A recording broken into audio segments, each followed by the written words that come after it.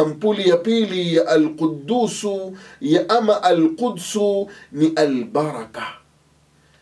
Katika maana ya pili ni albaraka, kwamba Mwenyezi Mungu ndiye mwenye sifa ya baraka, ndiye mwenye sifa ya kutoa baraka.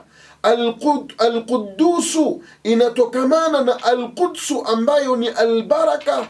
Ndiyo tukaambiwa kuna al-ardhu muqaddasa, ardhi iliyobarikiwa.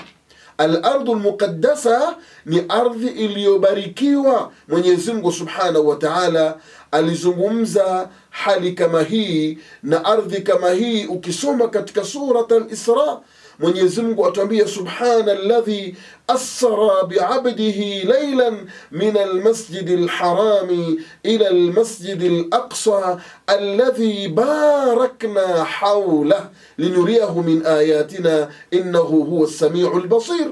Kwa hivyo kuna ardhi iliyobarikiwa ina sifa ya kuwa ni muqaddasa, ardhi iliyobarikiwa.